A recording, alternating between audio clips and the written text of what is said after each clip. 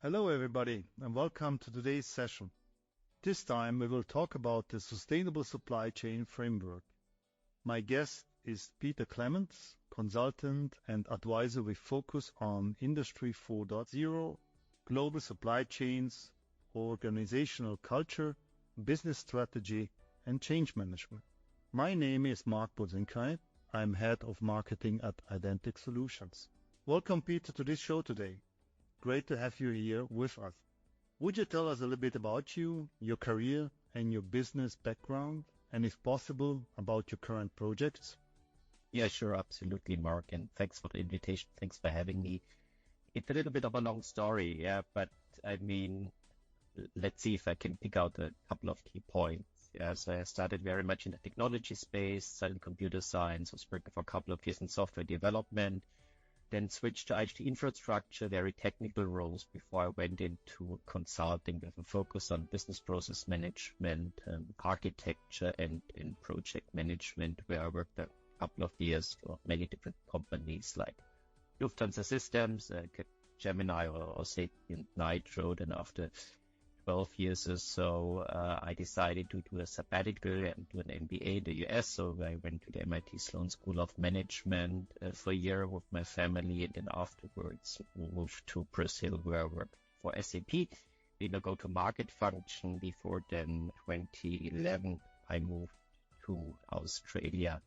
Again, there are different roles. And also Australia was the place where I encountered for the first time Industry 4.0, specifically from a sensor technology, from an AI perspective, through a project I did for the container terminal automation in the Sydney Harbour, Port Botany, where it was not really around the pure IT space, the servers on premise and cloud that I was used to, but actually operational systems, automation systems, including cranes with sensors, weighbridges, cameras that recognize number plates, self-driving vehicle, and so on and so forth. So I became absolutely fascinated how sensor technology and intelligence transform operational processes in asset-intensive industries. And I think that was my journey into industrial IoT, which I'm still in there from a focus perspective. So I worked in obviously transport and logistics and project, but also in manufacturing, energy utilities, and especially being in Australia in mining. And I came to the conclusion that many of the Industry 4.0 concepts that come from Germany and from manufacturing can be applied to any asset-intensive industries. Actually, in Australia, there was an initiative to bring, supported by the German government, to bring Industry 4.0 to the mining industry. That was very interesting. And 2020, I relocated back to Germany, focusing on Industry 4.0. Did a lot of stuff with the platform Industry 4.0. We're part of the working group.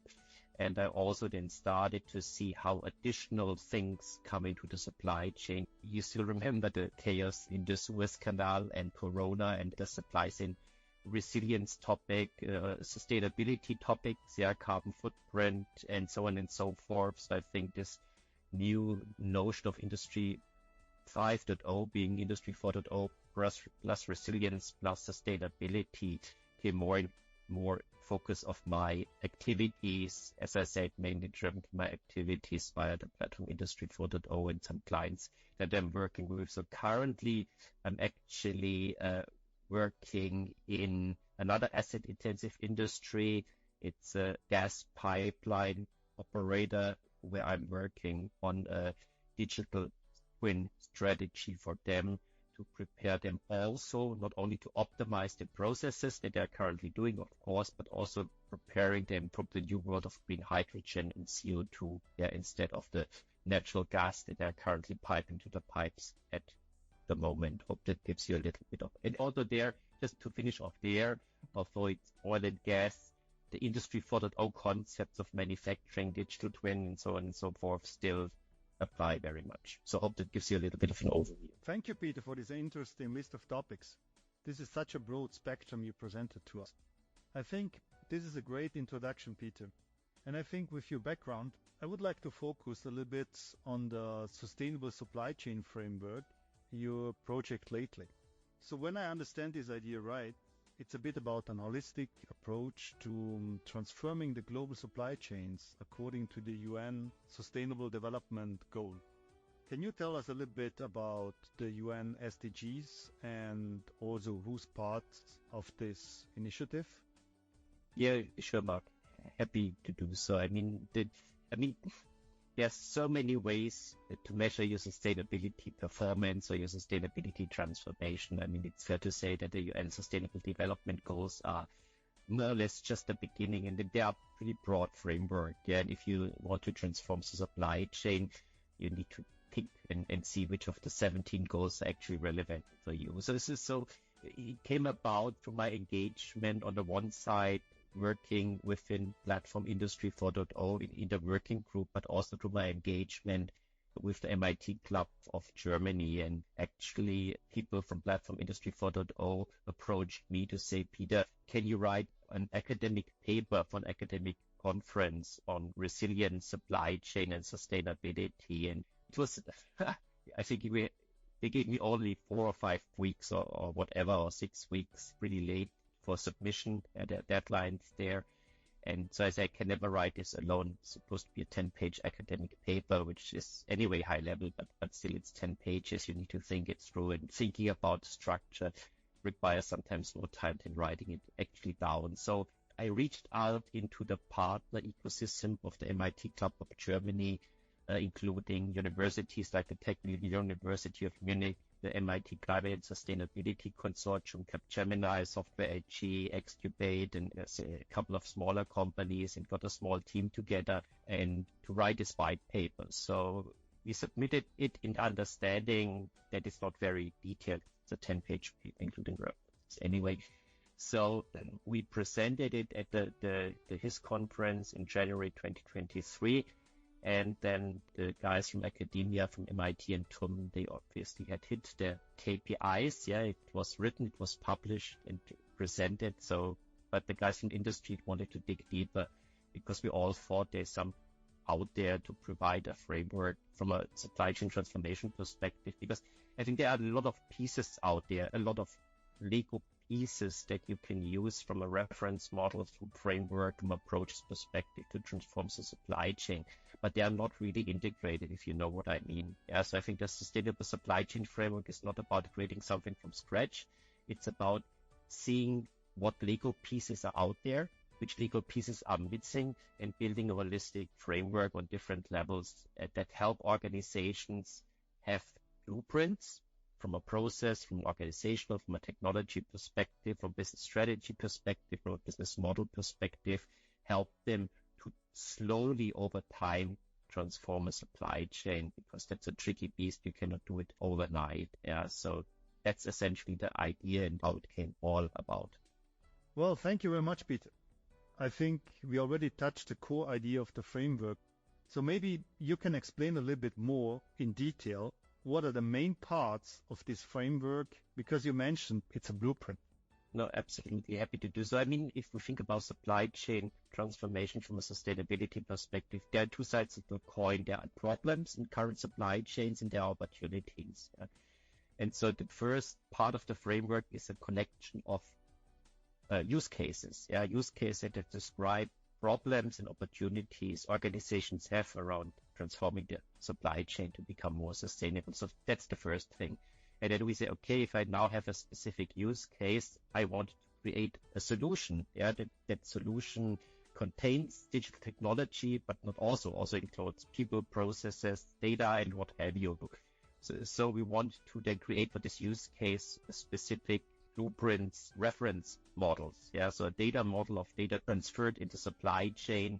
How does the processes in a global supply chain look like? What are the relevant systems on the operation technology systems, IT systems? How can you measure exactly the impact from a sustainability perspective using certain metrics? Is there an impact on the business model? If yes, how can you describe the business model? So it is a lot of reference models in different areas, and it's a very holistic solution, but not describing the whole supply chain, or the whole organization. Many frameworks are top-down. They have a very holistic approach, but they're also very theoretical. In the end of the day, a framework reference model needs to solve a problem or enable an organization to pursue a certain opportunity. And so we come from a very much use case-centric approach. And what we think over time, for example, around data technology, all these different use cases add up to a reference model also from a data perspective or a technology landscape or business model, whatever. But we choose these smaller pieces because we can have very few people working on such a use case. And obviously, once we have the blueprints, then we will also look at the market and see what technical solutions are already out there that can be used or adopted. Or is there no standard solution out there that can be customized? Maybe it's some custom development from a digital perspective. So that's the three pieces. It's the use cases, the problem opportunities. It's the blueprints from a process, data, technology, business model, business value perspective. And it's a link to pieces that you can go out in the market and buy or comment and say, we have not seen. Doesn't mean there's nothing. We have not seen anything on the market at the moment. There's one thing that comes in lately that we are currently discussing, because supply chain transformation is also about changing mindset of people towards sustainability. And that's a change management thing. And changing mindset and behavior is very, very hard. And this has nothing to do with data or process or technology or business model. So we have three people actually now in our global team of around 30 people, which is orchestrated through the MIT Club of Germany, that are specifically looking and see how can you measure the sustainability mindset of an individual and of an organization, and what approach, what change management approach can you use to change the sustainability mindset, and then measure it again at the end of these measurements from a change management perspective to see that you not only have new processes and technology and whatever, but also the mindset of the organization of people have changed. It's a very much psychological component in the framework, and we are just currently discussing how do we fit it in, because I think it's very important. All of those guys who have done projects specifically in digital know that change management is always a challenge. It's not about the training. It's about convincing people to think and behave differently in the future. Hope that helps. Super interesting, Peter. I'm really curious about the change management part, because these are some of my favorite topics. How far are you already now with researching those KPIs? So the change management piece is approximately an idea that's 2 weeks old. Yeah. So you need to as I said, for us, it's not about creating this framework from scratch, but you remember it's finding the Lego pieces, changing them a little bit, putting them together. So we have people who develop a sustainability mindset indicator to measure it. We have found another organization who has a methodology from a change management perspective around sustainability. We also have someone from marketing, from communications, how you sell it in the organization and to the stakeholders. And we still have to have our kickoff. So it's way too early. But again, here there are some, even for sustainability, some parts together, how to assess and measure sustainability mindset, and how do you make changes.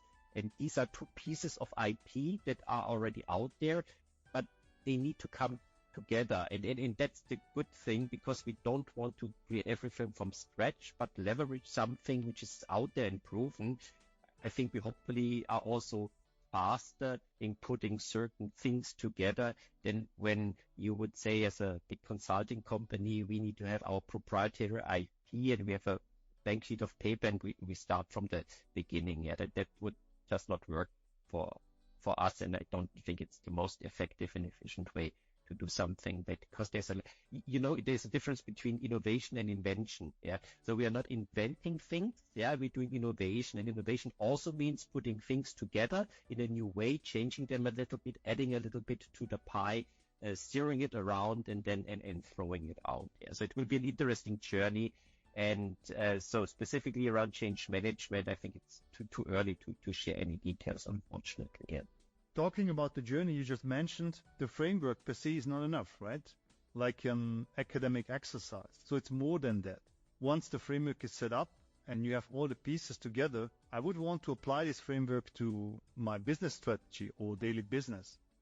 What is the ideal scenario here? How to use the framework? Do you have any thoughts about that? Yeah, so from you're talking about an approach, how would you use it? So I think what you would do is you would look at hopefully the list of use cases that we collected, which is the opportunities and problems. You may have your own set, that maybe comes out of your business strategy, for example. So you have this set of use cases, and then what we would see is, okay, in order to create a solution, an end-to-end solution for this use case, what are the reference models that we have? Which means for a specific use case, you will probably set up a project, and then project is usually analysis and a design phase and implementation and testing, whatever. So we will not develop these kind of project delivery methodologies because they're out there and everyone has his own flavor. So it's really then say, okay, we identify the issues, they start a project, and then instead of doing all the analysis and also design work from scratch, essentially, we have a bunch of blueprints of reference models that we can just throw in. And if it's then about, for example, about technology selection as part of the project, then we have hopefully this link also to existing vendors of hardware and software platforms or whatever. So it's essentially an accelerator to do a project which contributes to the sustainable transformation of a supply chain, if that makes sense. When do you plan to finish your framework? Do you have a roadmap? No, it's never finished. And you know why? Because I think we are just starting the journey from a sustainability and resilience perspective. So we will find always new problems, always new opportunities. So the framework will never be finished. I think we will always, over the years, find new use cases, new challenges, and then see, is there a reference model out there? Do we need to create something? So it's almost like a piece of software. So if you think about Linux and the open source thing, it's never done. We have the core structure, but because we are very much based on use cases, it will go on. I mean, we plan to have the first use case done by the end of this year. And then we will know if then we will step back and reevaluate, like you would from a startup. Are we on the right track? Is this working? Because it's a pretty ambitious project by itself, has its own challenges, because just to explain from the listeners of you from a setup perspective, it's not one organization doing a project to develop this thing. It's a bunch of individuals, organizations around the world who come together in a kind of community of interest or practice to develop this. So there is no formal budget or whatever it is. It's really like Linux was in the past. There are a bunch of software developers around the world come together and develop something. And so it will be an interesting experiment, because this development of reference models in this kind of structure, I have not an example at the moment. I have an example like Linux from a software open source perspective that we are familiar with. But if you look at existing standards out there, existing reference models, they're usually developed by one organization, Platform Industry 4.0, Industrial Internet Consortium, Digital Twin Consortium, what have you, as a federation. So it's also a little bit of an experiment if we can bring this open source development, IP development, which worked for Linux and open source environment, if you can bring this to the more abstract reference model. So that would be an interest. And so we need to look back and see, does it work or does it not work? So I'm, of course, optimistic. Otherwise, I would have not started it. But I think we will have our challenges over the next couple of months.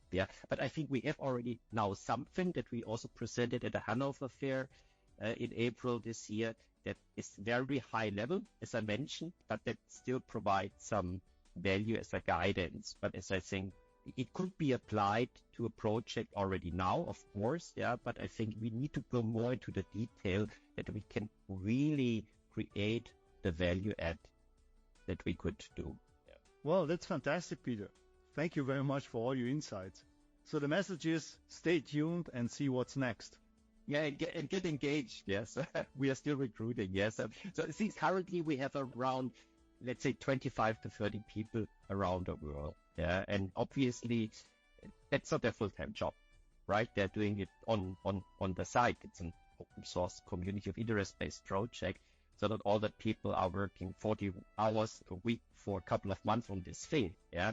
So the good thing is, because we are use case focused, we can also build these small teams, 2, 3, maybe maximum 5 people who can flesh it out essentially. So we are very much an federated, distributed model.